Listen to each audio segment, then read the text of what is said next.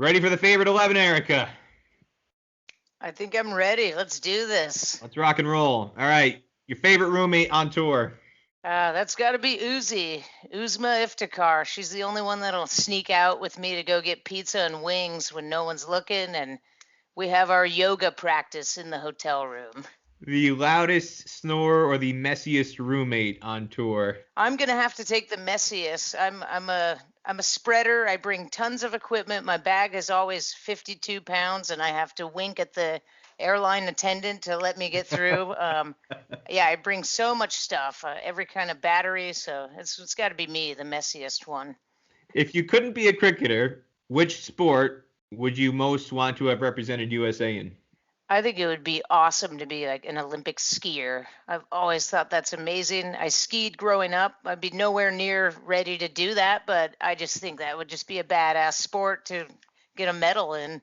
The best cricket ground experience that you've had as a player anywhere in the world, USA or overseas, your favorite cricket ground, not just playing on the facility, but the lunches, the teas, the meals that they provided, the training facilities. What was the best overall experience you've had anywhere in the world? I mean, they've all been great. Most of the time it's been pouring rain, so I've been playing cards and drinking coffee in a locker room, but I'm thinking that the Philadelphia ground really stands out where we did the MCC event. I think is it the Maryland Cricket Ground? Marion Cricket Club. Marion Cricket Club, and it seemed so fancy. I was almost worried, we can't chew gum, you can't have your cell phone, and I felt so proper, like maybe I'm in England or something.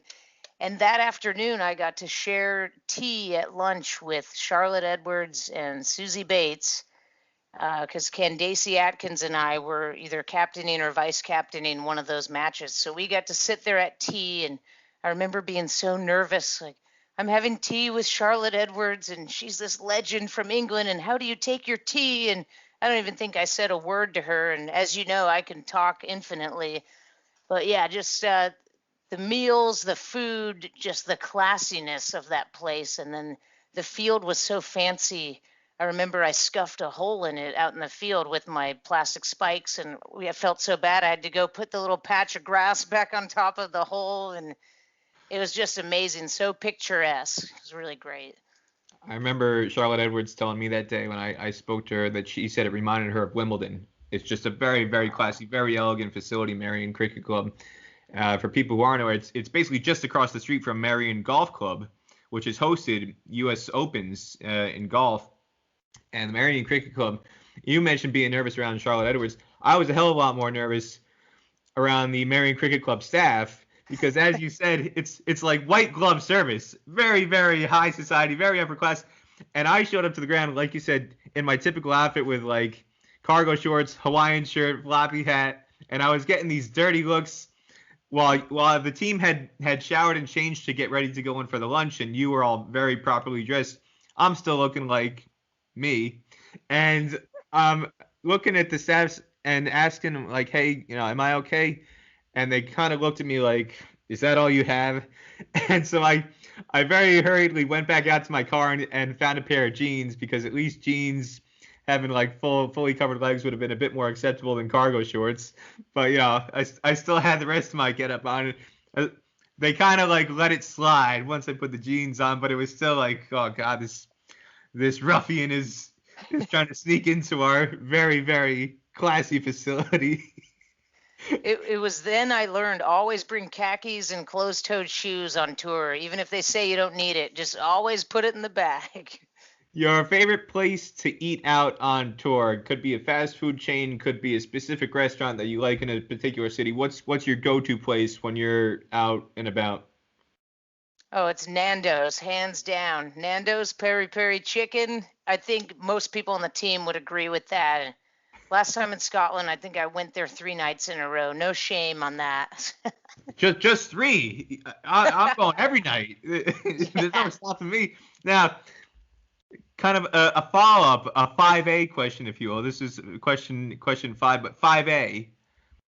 If you're a Nando's person, what is your go-to Nando's marinade? Are you a lemon and herb, coconut and lemon, mango and lime, hot, medium, or double extra hot? I'm going for the hot or the double extra. I love the heat. I like to make it burn. I still have some of the sauce packets that I brought back from Scotland. I've been saving them in my pantry.